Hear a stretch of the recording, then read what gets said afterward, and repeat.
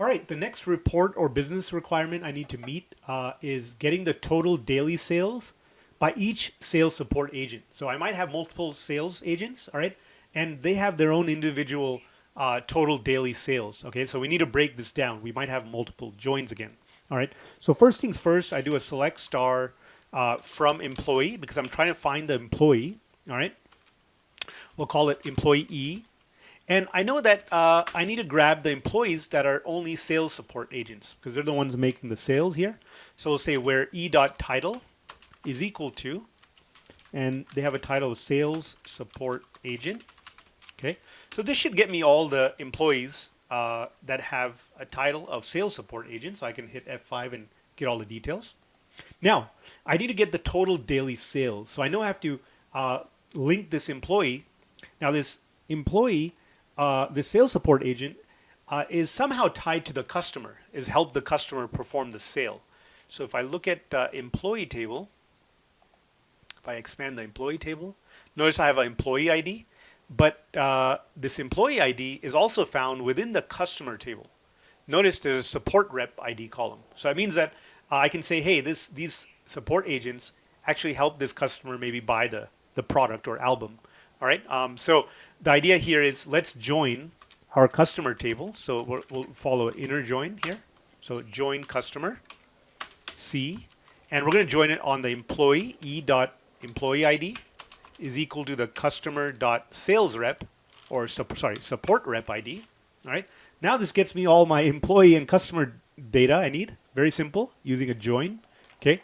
Now I need to get the sales, right? So remember, sales are tied to the customer via the invoice table. Okay. Again, we have the customer ID. So again, I can say, hey, let's join the invoice table. Oops. Join the invoice table. I on my customer ID equals I.customer ID. Okay. And that's it. But now I need to do one more thing. This is fine. It gets me all the data. There's about 40 rows of all the information I need. But I need to kind of remember the by keyword. I need to kind of group it, right? So there's a hint there. It says sales by support agent. So I need to break this report down by all the customer or sales support agents. Okay, so I can actually say, hey, let's group it. Group by I.invoice date. Okay, all right, and we'll say employee.first name. That's the sales agent. Employee.last name. Okay, and then we'll order it by, all right, total daily sales. So we'll order this by the invoice date first, and then the last name of the sales agent. All right, so I.invoice date. Oops, I missed the by keyword. I.invoice date, and then employee.last name. All right. Now in my columns, I'm going to refine this. I'm going to say I.invoice date, employee first name, employee last name. All right, I need to also get the total daily sales. So again, we're using the aggregate function sum. So that's why I'm grouping it by the actual employee, all right, and the invoice date. So because it says daily sales, all right, daily sales. So I say sum of my total invoice. So it's total, okay, invoice total column. And we'll alias this as daily sales. Oops. Daily sales. There we go.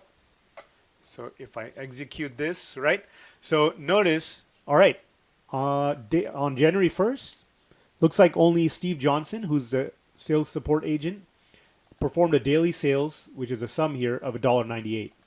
Now, if we pick a different day, February 1st, there are actually two sales support agents that made sales, totaling $198 each. But notice it also ordered it by the sales support agent last name. All right, so we got Park and Peacock.